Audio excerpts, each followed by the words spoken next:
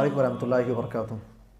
الحمدللہ رب العالمین، اشہد ان لا الہ الا اللہ واشہد ان محمدا عبدہ ورسولہ، اما بعد فاعوذ باللہ من الشیطان الرجیم، بسم اللہ الرحمن الرحیم۔ فاذکرونی اذکرکم واشکروا لی ولا تکفرون۔ معزز سامعین کرام، قرآن کا پیغام، اس سلسلے کا یہ دوسرا درس ہے۔ پارہ نمبر 2 سے 5 پیغامات کے تعلق سے گفتگو کرنی ہے۔ دوسرے پارے کے اندر ہمارے اور آپ کے لیے پہلا پیغام یہ ہے کہ اللہ تبارک و تعالیٰ کے شکر گزار بندے بنو۔ اللہ نے فرمایا کہ فاذکرونی، اے لوگو تم میرا ذکر کرو، مجھے یاد کرو، اذکرکم، میں بھی تمہیں یاد کروں گا، واشکروا لی، اور تم میرا شکر بجا لاؤ، تم میرا شکر بجا لاؤ، ولا تکفرون، اور میری ناشکری مت کرو۔ میرے بھائی اور دوستو، ہم بار بار یہ لفظ سنتے ہیں کہ اللہ کا شکر بجا لاؤ، اللہ کا شکر بجا لانے والے بنو، بلکہ اللہ کے نبی کی حدیث بھی ہم بارہا سنتے ہوں گے۔ اما عائشہ رضی اللہ عنہ کہتے ہیں کہ اللہ کے نبی رات میں قیام اتنا لمبا کیا کرتے تھے کہ آپ کے پیروں کے اندر ورم آ جایا کرتا تھا، آپ کے پیروں میں سوجن آ جایا کرتے تھے۔ اما عائشہ رضی اللہ عنہ کہتے ہیں کہ اللہ کے نبی، آپ کے تو اگلے پچھلے گناہ معاف کر دیے گئے ہیں، پھر اتنی محنت کیوں؟ اللہ کے نبی نے جواب کیا دیا تھا، افلا اکون عبدا شکورا، کیا میں اللہ کا شکر گزار بندہ نہ بنوں؟ سوال اب بھی باقی ہے، سوال یہ پیدا ہوتا ہے کہ شکر الہی کا معنی کیا ہے؟ شکر الہی کے تعلق سے اس کا معنی کیا ہے؟ اہل علم نے بہت ساری باتیں لکھی ہیں، خلاصے کے طور پہ 2 چیزیں اپنے سامنے آپ رکھیں۔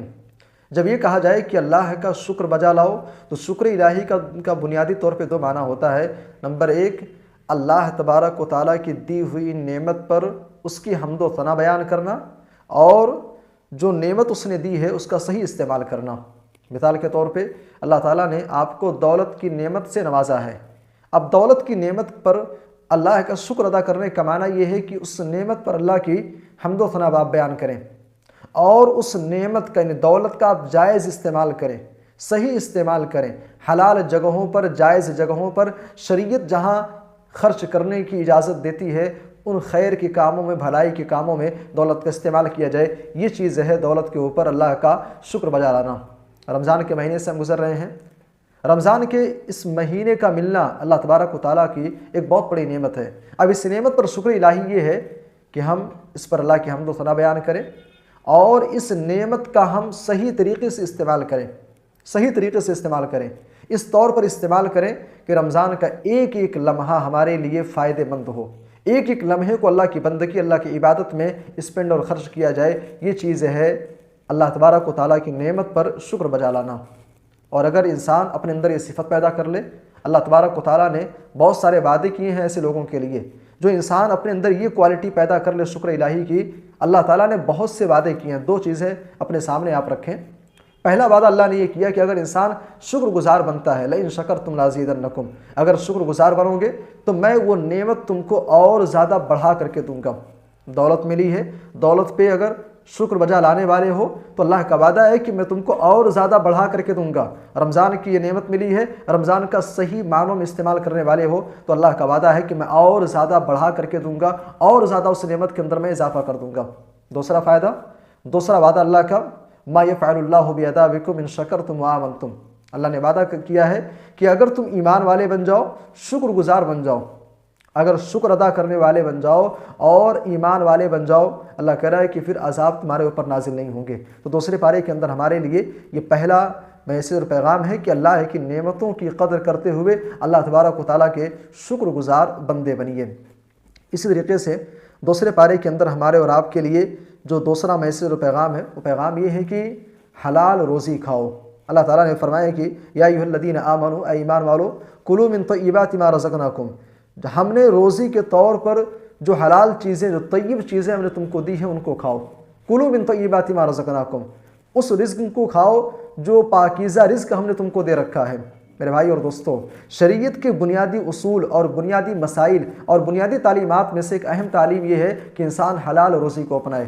لیکن بہت افسوس کی بات ہے، ہم اپنے آپ کو صاحب ایمان بھی کہتے ہیں، صاحب اسلام بھی کہتے ہیں، اور ہمارا معاملہ یہ ہے، ہم اللہ کے نبی کی اس پیشین گوئی کے زمرے میں آج داخل ہیں جس کی پیشین گوئی اللہ کے نبی صلی اللہ علیہ وسلم نے بہت پہلے کی تھی۔ صحیح بخاری کی روایت، اللہ کے نبی نے فرمایا کہ یأتی علی الناس زمان، لوگوں کے اوپر ایسا بھی زمانہ آنے والا ہے، لا یبالی المرء، انسان پرواہ نہیں کرے گا، آدمی اس بات کی رعایت ہی نہیں کرے گا، ما اخذ منہ امن الحلال ام من الحرام، انسان اس بات کی پرواہ ہی نہیں کرے گا کہ جو دولت اس کے پاس آ رہی ہے، جو مال وہ لے رہا ہے، جو مال وہ جمع کر رہا ہے، وہ حلال ہے کہ حرام ہے۔ آج اسی دور سے گزر رہے ہیں میرے بھائی اور دوستو، یہ اسلام کی تعلیمات نہیں ہے۔ اسلام ہمیں حلال خوری کی، حلال کمائی کی، حلال رزق کو اپنانے اور کھانے کی شریعت ہمیں تعلیم دیتی ہے۔ آج ہم اور آپ شکایت کرتے ہیں کہ ہماری دعائیں قبول نہیں ہوتی ہیں، ہماری دعائیں قبول نہیں ہوتی ہیں۔ آج بہت سارے لوگ شکایت کرتے ہیں۔ اگر آپ چاہتے ہیں کہ آپ کی دعائیں عند اللہ مقبول ہو جائیں، اللہ کے یہاں قبول ہو جائیں، اپنی روزی کو آپ پاک کیجئے، اپنی روزی کو آپ حلال کیجئے۔ ایک صحابی اللہ کے نبی کے پاس آئے، کہتے ہیں کہ اللہ کے نبی آپ میرے لیے دعا فرما دیں، میرے لیے آپ دعا فرما دیں کہ میں مستجاب الدعوات ہو جاؤں، یعنی جب بھی میں دعا کروں میری دعا قبول ہو جائے۔ اللہ کے نبی نے فرمایا اطب مطعمک، اپنے کھانے کو پاک کر لو۔ یہ ہمارے لیے دوسرا میسیج، دوسرا پیغام ہے کہ اپنی روزی کو آپ حلال کرو، حلال روزی اپناؤ، اس لیے کہ اگر آپ کی رزق کے اندر یا آپ کے پیٹ کے اندر جانے والا نوالا اگر حرام کیا ایک دانے کا بھی ہے، ایک دانہ بھی اس کے اندر حرام کا ہے، یاد رکھیے المعجم الاوسط کی روایت ہے، امام طبرانی رحمہ اللہ اس روایت کو اپنی کتاب کے اندر نقل کرتے ہیں۔ اللہ کے نبی نے فرمایا لا يدخل الجنہ جسد غذی من الحرام، ایسی باڈی، ایسا جسم جنت کے اندر داخل ہی نہیں ہوگا جس کے اندر حرام کے دانے ہوں، جس کے اندر حرام کی غذا گئی ہو، ایسی باڈی جنت کے اندر داخل ہونے والی نہیں ہے۔ یہ دوسرا میسیج، دوسرا پیغام ہے کہ انسان حلال روزی کو اپنائے۔ اسی طریقے سے دوسرے پارے کے اندر ہمارے لیے تیسرا میسیج کہ مرد عورت کا لباس ہے، عورت مرد کا لباس ہے۔ اللہ نے فرمایا کہ ہن لباس لکم، اے ایمان والو تمہاری عورتیں تمہارے لیے لباس ہیں، وانتم لباس لہن، اور تم ان کے لیے لباس ہو۔ اللہ تعالیٰ نے عورت کو مرد کا لباس قرار دیا، مرد کو عورت کا لباس قرار دیا۔ مفسرین نے اس کے کئی معنی بیان کیے ہیں، ایک معنی اپنے سامنے آپ رکھے ہیں، مرد عورت کا لباس ہے، عورت مرد کا لباس ہے۔ یہاں پہ سمجھنے کی چیز یہ ہے کہ اللہ نے لباس سے کیوں تعبیر کیا۔ دراصل ہم اور آپ جو لباس یوز کرتے ہیں تو لباس کا کام کیا ہوتا ہے؟ لباس دراصل انسان کی ستر پوشی کا کام کرتا ہے، لباس دراصل چھپانے کا، ڈھانپنے کا کام کرتا ہے۔ اللہ نے فرمایا کہ مرد عورت کا لباس، عورت مرد کا لباس ہے، یعنی دونوں آپس میں ایک دوسرے کے رازدار ہیں، ایک دوسرے کے عیوب کو، ایک دوسرے کی باتوں کو چھپانے والے ہیں۔ لہٰذا آج سماج کے اندر ایک چیز دیکھی جا رہی ہے، نوجوانوں کا طبقہ ہے، چاہے مرد ہوں یا خواتین ہوں، شادی ہونے کے بعد ایک نوجوان اپنے دوستوں کے سرکل میں جب جاتا ہے تو اپنی بیوی کی باتوں کو شیئر کرتا ہے۔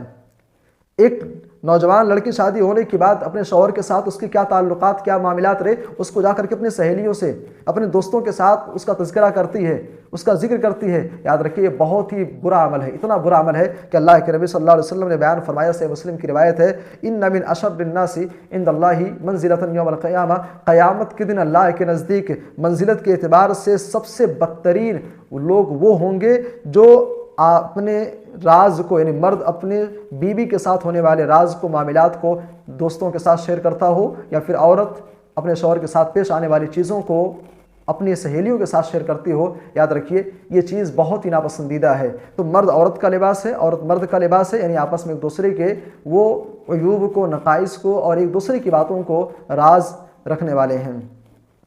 دوسرے پارے کے اندر ہمارے اور آپ کے لیے چوتھا میسیج یہ ہے کہ ایک دوسرے کے مال کو باطل طریقے سے مت کھاؤ۔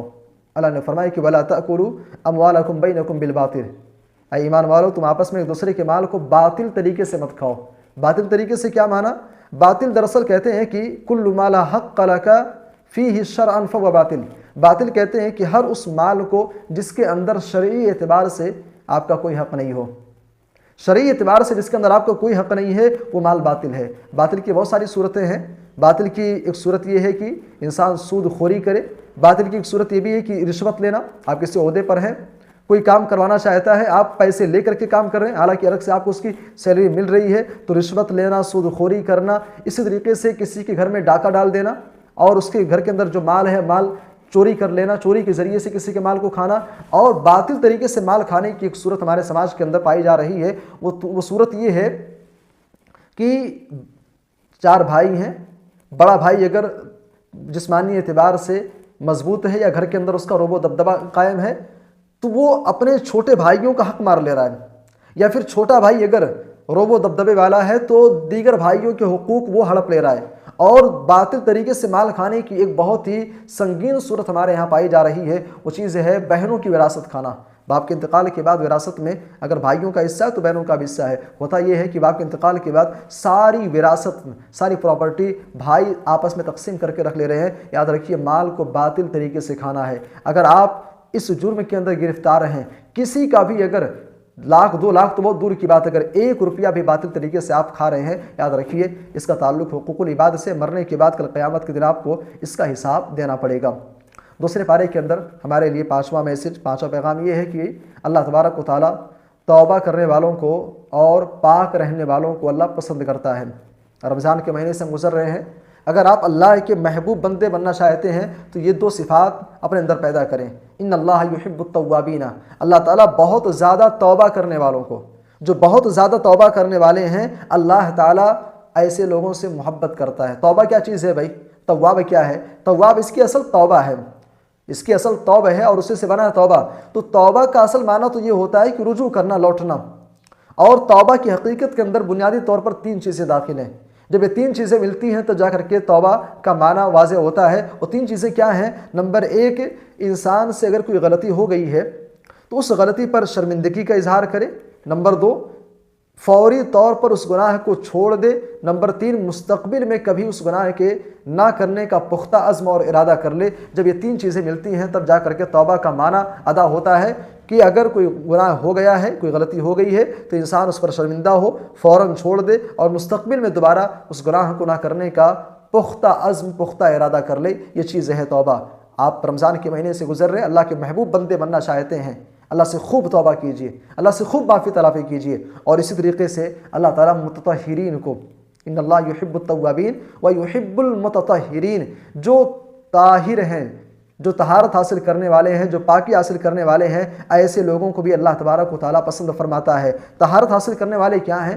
آیت کے سیاق و سباق میں اہل علم نے کئی معنی بیان کیے ہیں۔ ایک معنی اہل علم نے یہ بھی ذکر کیا یہاں پر طہارت سے، یعنی وہ انسان جو معصیت سے، گناہوں سے، شرک سے اپنے آپ کو بچا کے رکھتا ہے، ایسا انسان بھی طاہر ہے۔